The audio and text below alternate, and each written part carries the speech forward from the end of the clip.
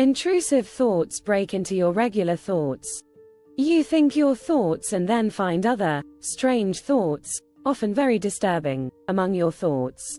Where are these other thoughts coming from? If you're not thinking them, who is? The fact is that we all have two minds. Each brain hemisphere has its own mind.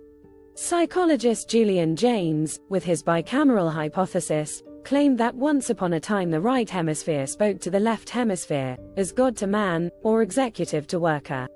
Here we have a clear example of one mind giving its thoughts to another mind coupled to it. According to Jaynes, the left hemisphere voice became much stronger, as the internal voice of consciousness, and the right hemisphere voice grew weaker and then vanished. But has it actually vanished? Is it the right hemisphere that intrudes its thoughts into those of the left hemisphere? Is Tourette's syndrome about the right hemisphere intermittently overriding the left hemisphere?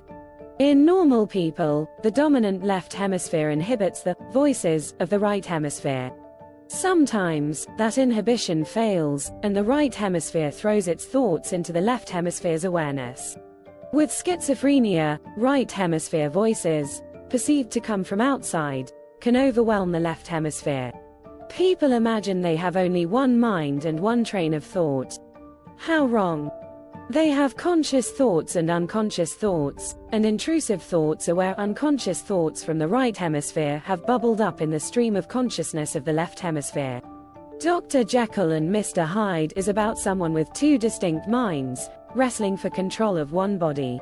Jekyll said, "Hence it came about that I concealed my pleasures, and that when I reached years of reflection, and began to look round me and take stock of my progress and position in the world, I stood already committed to a profound duplicity of life. Many a man would have even blazoned such irregularities as I was guilty of, but from the high views that I had set before me, I regarded and hid them with an almost morbid sense of shame. It was thus rather the exacting nature of my aspirations than any particular degradation in my faults, that made me what I was, and, with even a deeper trench than in the majority of men, severed in me those provinces of good and ill which divide and compound man's dual nature. In this case, I was driven to reflect deeply and inveterately on that hard law of life, which lies at the root of religion and is one of the most plentiful springs of distress. Though so profound a double dealer, I was in no sense a hypocrite. Both sides of me were in dead earnest. I was no more myself when I laid aside restraint and plunged in shame, than when I labored, in the eye of day, at the furtherance of knowledge or the relief of sorrow and suffering.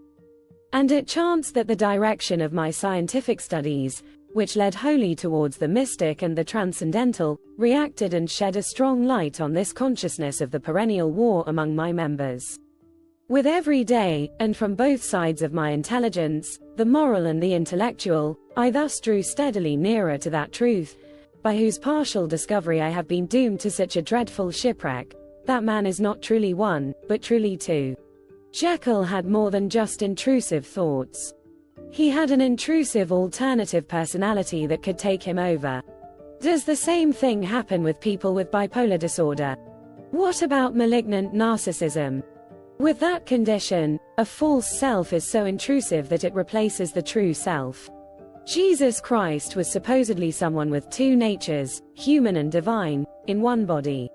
Did Jesus have two streams of thought, one mundane and the other sacred? What could be more important than the fact that we have two minds?